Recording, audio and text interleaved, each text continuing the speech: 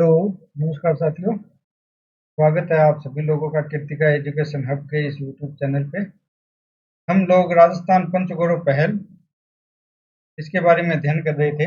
अभी तक हमने 5 जिलों के बारे में जान लिया है और आज की हमारी जो वीडियो होगी वो होगी छठी भरतपुर जिले के बारे में। आज हम लोग भरतपुर जिले की एक उपज, एक उत्पाद, एक वनस्पति, एक खेल और एक पर्यटन स्थल के बारे में जानकारी प्राप्त करेंगे। तो चलिए शुरू करते हैं आज की वीडियो। आप लोग मेरे टेलीग्राम चैनल से जरूर जुड़ जाना, वहां पर आपको डेली पीडीएफ मिलेगी और लिंक मिलेगी। तो छठी क्लास आज की हमारी भरतपुर। सुरम्य केवलादेव, मधुर शहद और पावन कदम, ये थीम याद रखना। हर जिले की एक थीम सरकार ने सजेस्ट की है, उस थीम को जरूर याद रखना आप लोग। उसी से लगभग बाद का टॉपिक हमारा कवर हो जाता है। इसी थीम से केवलादेव, शहद और कदम, 3 चीजें तो क्लियर हो गई यहाँ से 5 उत्पादों में। तो भरतपुर के बारे में थोड़ा सा जान लेते हैं। तो भरतपुर को राजस्थान का पूर्वी द्वार कहा जाता है। ठीक है, याद रखना इस चीज को। पहला क्वेश्चन यहाँ से बन रहा है, राजस्थान का पूर्वी द्वार, 4 ऑप्शन देगा। ऐतिहासिक, सांस्कृतिक, पौराणिक दृष्टि से अत्यंत महत्वपूर्ण जिला, इसका नाम भगवान भरत पर पड़ा।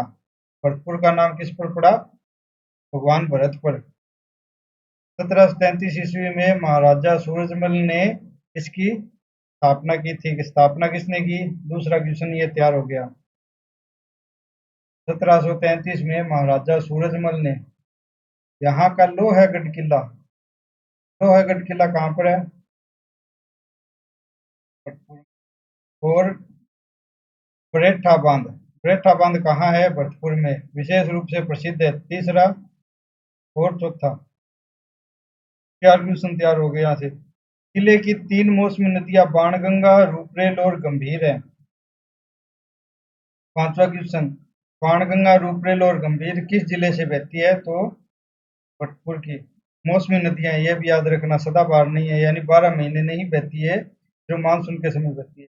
भरतपुर का केवलादेव राष्ट्रीय पक्षी अभ्यारण्य, जो यूनेस्को विश्व धरोहर स्थल है, प्रवासी पक्षियों का प्रमुख केंद्र और पर्यटन का आकर्षण है। इंपॉर्टेंट रहेगी ये लाइन। केवलादेव पक्षी अभ्यारण्य कहाँ है? भरतपुर में, यूनेस्को विश्व धरोहर द्वारा मान्यता प्राप्त किया। भरतपुर जिले के लिए पंचगौरव पंच कार्यक्रम के तहत उपज तो है शहद, जिला है एक उपज एक जिला, एक जिला एक वनस्पति में प्रजाति है कदम, वनस्पति कदम। उत्पाद है कृषि आधारित उत्पाद। पर्यटन स्थल रहेगा केवलादेव नेशनल पार्क और खेल में है कुश्ती। तो ये 5 चीजें विशेष रूप से भरतपुर के बारे में, भरतपुर के साथ शामिल की गई है। इसके अलावा ये जो 4-5 ऊपर लाइनें दे रखी है, इसमें 5 से 6 क्वेश्चन निकल कर आ रहे हैं, तो आप हर एक लाइन को याद रखना। सबसे पहले देख लेते हैं पर्यटन स्थल केवलादेव नेशनल पार्क के बारे में। घने वृक्ष, तालाब, शोरगुल से दूर, यह स्थान पक्षियों के लिए स्वर्ग माना गया है। पक्षियों के लिए क्या है? स्वर्ग के समान है। 1971 में संरक्षित पक्षी अभ्यारण्य और 1985 में विश्व धरोहर भी घोषित किया गया। तो विश्व धरोहर कब घोषित किया गया? यूनेस्को द्वारा। कौन घोषित करता है? यूनेस्को करता है। कब किया गया? 1985 में। और इसको संरक्षित पक्षी अभ्यारण्य कब घोषित किया गया? 1971 में। यहाँ हजारों की संख्या में विदेशी दुर्लभ पक्षी प्रतिवर्ष सर्दियों में आते हैं, अपने घोंसले को बनाते हैं, प्रजनन करते हैं और गर्मी की शुरुआत होते ही वापस अपने देश में चले जाते हैं। याद रखना, सर्दियों में आते हैं और गर्मियों में वापस जाते हैं। एग्जामिनर यहाँ पर उल्टा भी दे सकते हैं कि गर्मियों में आते हैं और सर्दियों में चले जाते हैं। तो इस चीज के बारे में आप थोड़ा सा ध्यान से पढ़ना इसको। सर्दियों में तो आते हैं और गर्मियों की शुरुआत में वापस अपने देश चले जाते हैं। लगभग 230 प्रजातियों के पक्षी यहाँ देखे जा सकते हैं। 18वीं सदी के मध्य में भरतपुर के दक्षिण पूर्व में एक छोटे जलाशय के रूप में घना पक्षी विहार निर्मित किया गया। तो घना पक्षी विहार कहाँ है? भरतपुर में। आज इसे विश्व का सबसे ज्यादा शानदार एवं आकर्षक पक्षी विहार होने का गौरव प्राप्त है। केवलादेव राष्ट्रीय उद्यान में बर्ड वॉचिंग केवलादेव को एशिया के सबसे अच्छे पक्षी क्षेत्रों में गिना जाता है। तो केवलादेव नेशनल पार्क के बारे में थोड़ी बहुत ये 3-4 बातें हैं, ये आप लोग जरूर याद रखना। अगला है उत्पाद। उत्पाद क्या रहेगा? कृषि आधारित उत्पाद यहाँ पर रहेंगे, यानी कि कोई एक विशेष उत्पाद नहीं है, कृषि पर आधारित अनेक उत्पाद रहेंगे। भरतपुर जिला अपनी समृद्ध कृषि परंपरा के साथ कृषि आधारित उत्पादों के लिए भी विशेष पहचान रखता है। यहाँ उत्पादित कच्ची घानी सरसों का तेल अपनी शुद्धता, प्राकृतिक स्वाद और विशिष्ट सुगंध के कारण व्यापक रूप से पसंद किया जाता है। तो क्या पसंद किया जाता है? कच्ची घानी के सरसों का तेल पारंपरिक विधि से इसको तैयार किया जाता है, यानी कि आजकल जो मशीनों से निकालते हैं वैसे नहीं निकाला जाता, घानी के द्वारा निकालते हैं, कच्ची घानी से तैयार यह तेल स्वास्थ्यवर्धक माना जाता है और स्थानीय कृषि अर्थव्यवस्था को सशक्त बनाने में महत्वपूर्ण भूमिका निभाता है। अब अगला है वनस्पति। वनस्पति क्या रहेगी? कदम्ब। इसका वैज्ञानिक नाम है नियोलामा की या कदम्बा, वैज्ञानिक नाम।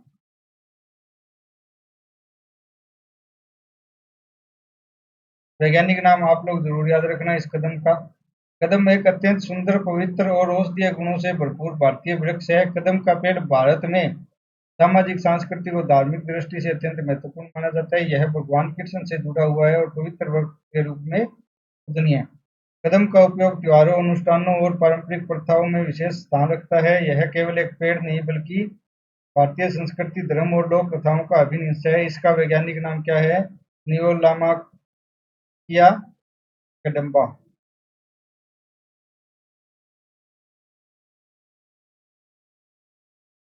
अगला है खेल। एक जिला एक खेल। खेल कौन सा है यहाँ का? कुश्ती। कुश्ती भरतपुर जिले का पारंपरिक और रियासतकालीन खेल है जो आज भी बेहद लोकप्रिय है। यहाँ की संस्कृति में कुश्ती और दंगलों का इतिहास राजा महाराजाओं के समय से बहुत पुराना और गहरा रहा है। इसे बढ़ावा देने के लिए राजकीय कुश्ती अकादमी लोहागढ़ स्टेडियम में संचालित की जाती है, जहाँ 3 पूर्ण मैच की सुविधा उपलब्ध है और प्रतिदिन खिलाड़ी भी अभ्यास करते हैं। तो राजकीय कुश्ती अकादमी कहाँ है? लोहागढ़ स्टेडियम भरतपुर में, या फिर लोहागढ़ स्टेडियम कहाँ पर है? भरतपुर में। यह खेल शक्ति संतुलन, तकनीक और सहन शक्ति का बेहतरीन मिश्रण है।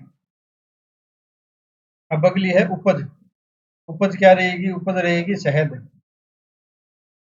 शहद में प्रचुर मात्रा में एंटीऑक्सीडेंट, विटामिन, खनिज, एंजाइम पाए जाते हैं जो स्वास्थ्य के लिए अत्यंत लाभकारी होते हैं। शहद का प्रयोग भोजन और पेय पदार्थों के साथ साथ सौंदर्य प्रसाधन, औषधियों में भी किया जाता है। भरतपुर में मधुमक्खी पालन की शुरुआत 1992-93 में हुई थी, ये याद रखना। यहाँ पर मधुमक्खी पालन की शुरुआत कब हुई थी? 1992 से 1993, 1992 और 93 में इसका प्रारंभ हुआ था। मधुमक्खी पालन खासकर सरसों की खेती के साथ एक महत्वपूर्ण कृषि आधारित गतिविधि बन गए। तो याद रखना, यहाँ पर सरसों की खेती की जाती है, मुख्य रूप से कृषि आधारित है। भरतपुर में क्या किया जाता है?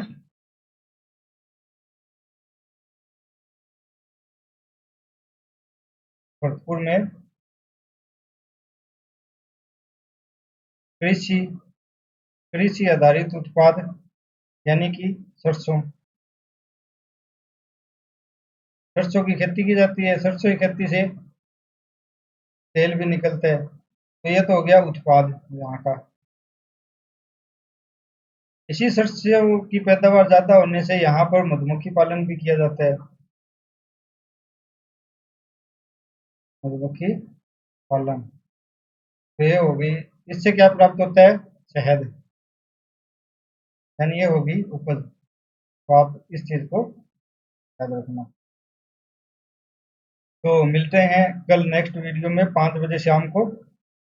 डेली हमारी 5 बजे ये सीरीज आती है, जहाँ पर हम पूरे के पूरे जो 41 जिले हैं उनके बारे में अध्ययन करेंगे। राजस्थान पंचगौरव के तहत इन 41 जिलों के 5 मुख्य क्षेत्रों में विशेष रूप से किन किन चीज़ों को शामिल किया गया है। तो मिलते हैं नेक्स्ट वीडियो। आप लोग टेलीग्राम चैनल से पीडीएफ डाउनलोड करके याद जरूर करना इस चीज़ को। Thank you.